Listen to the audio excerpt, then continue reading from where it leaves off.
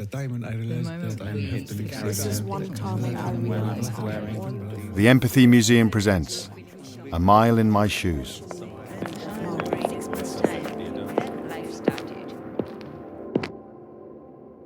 I'm holding a pair of running trainers, size 6 running trainers, and these are most definitely running trainers. These aren't a fashion trainer, these aren't a cross-sport trainer. These trainers are used for running, and they're a good, strong trainer. The design is like a sort of psychedelic contour map in purple, and then these sort of geometric silver and grey patterns. It's wild. Also, it just has this paint's dropped on it. The shoe's gone through paint, had paint thrown on it, but one colour, a sort of rusty, earthy paint. This is an exciting shoe, wants to be taken out and shown the country. These shoes belong to John Gilmore. This is his story. I'm John Gilmore, and I'm a runner.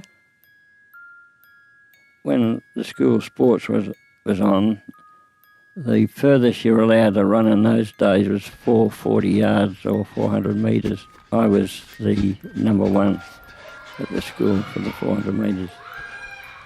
I was lucky that my sports master, Gordon Edward Appleton, was the state champion sprinter, and it was the best performance by anybody at the school, and he presented me with a book at assembly the next day on how to succeed in athletics, and I got such a kick out of it. It's been my main sport ever since.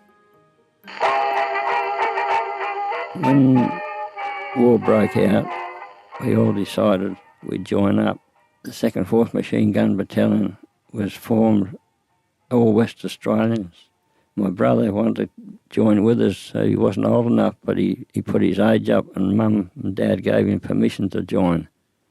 And we thought it'd be great to travel the Middle East. Never thought for 1 minute what was going to happen.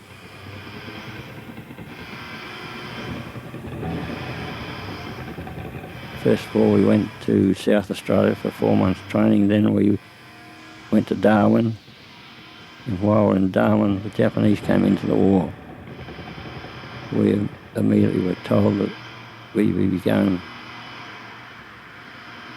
to Singapore. We sailed to Singapore. The Japanese at that time were still, they were starting to bomb Singapore, and I was home on the 15th of January, but I was a prisoner of war on the 15th of February.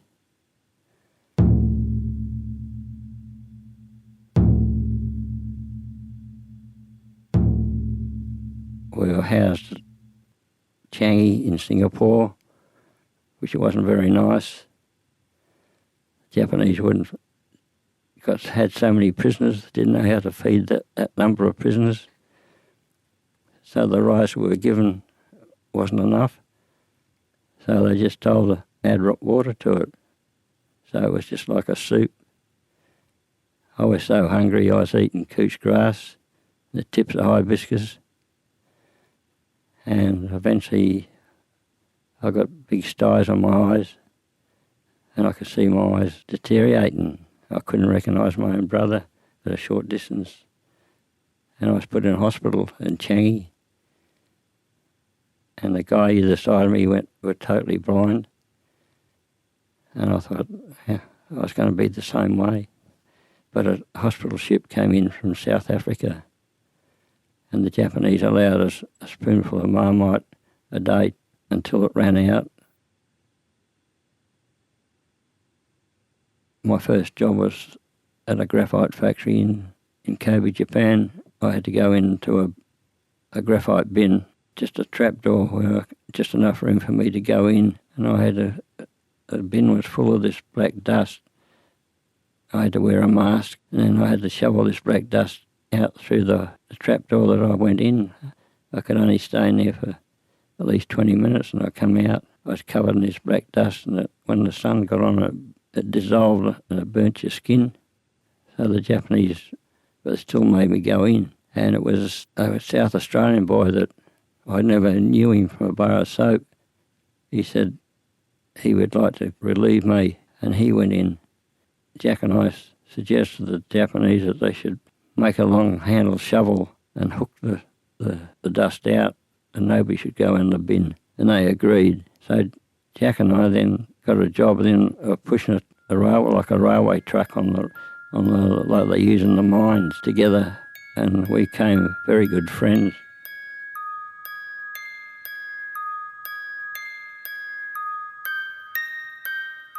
Jack was from South Australia, and we decided then that this Japanese guy that we call Speedo, it'd be a good idea if we could learn quite a bit of Japanese, which we did. And in the morning, we had him call me Johnny-san, Jackie-san, and we say, Konnichiwa, Speedo-san. He thought it was crash hot. Another time, Jack said to him, John would like to race you over 100 metres, and he was a pretty fit Japanese guy, but I knew he smoked like a chimney. His teeth were black with nicotine, and I knew that I could knock him off over 100 metres, but the only reason I was racing, he had to pay me 20 cigarettes, which I beat him, and he even paid the 20 cigarettes. The American bombing was so precise. They bombed in a big circle. They dropped 500-pound oil bombs to the first flight of planes that came over. Then the second lot came over, they dropped the incendiary bombs. And they bombed in a big circle. And I would never see fires like it again. Because just imagine these houses, pine wood houses, 2 and 3 story high, and only a small alley between each group of houses. And the flames would shoot metres into the air. When the war finished, we were trained to Yokohama. Then the hospital ships were full up, so we were flown from Yokohama to Okinawa. And I flew in a big flying fortress, no seats, just a big shell of a plane. We could put trucks or tanks in it. We just sat on the floor, and they flew us to Okinawa at midnight, and I was scared stiff because I'd never been in a plane before. And at night time I wondered how they're going to land the plane in Okinawa. But luckily they had the warships there with their big searchlights lit up the airfield, and we landed safely. But then we're in Okinawa for about 3 days. Then the Americans wanted to shift us from Okinawa to Manila. And we got on the trucks to go to the airport, to be flown to Manila. And Jack was on my truck. And a fellow called out from another truck. So Jack hopped down and went over to see who it was. And it was a guy he joined up with. And Jack come back. He said to me, John, he said, do you mind if I go with my mate? I've just met him first time since we joined up. And I handed him down his gear. His plane took off. Our plane took off. His plane crashed into the mountains in Formosa. He was killed. There was 5 Australians killed on that plane. It was terrible to think that what Jack had gone through, he never made it. What he did for me was unbelievable. And it's not only for me, but for the guy that slept next to him. He was wounded in Singapore. He couldn't put on his own shoes. Jack used to do it for him. If anybody ever deserves a medal, it was Jack for what he did for POWs in the Hakobi camp.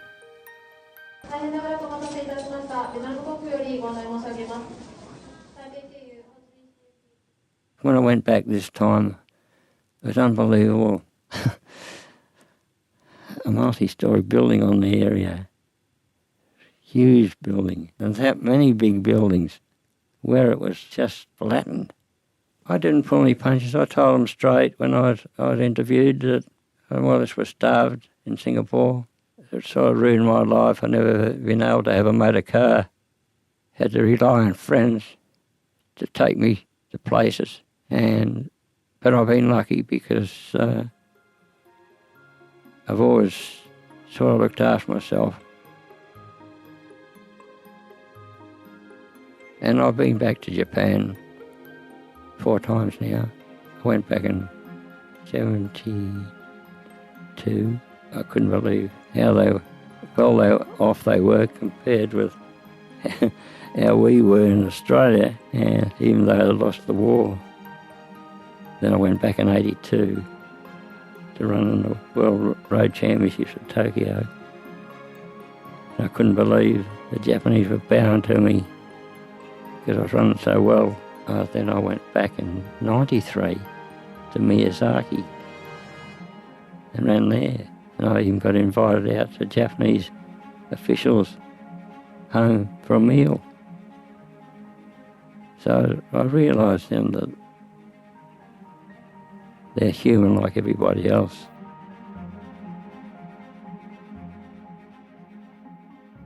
John's story was produced by Sinéad Mangan. His shoes are part of a growing collection of footwear hosted by the Empathy Museum's A Mile in My Shoes exhibition.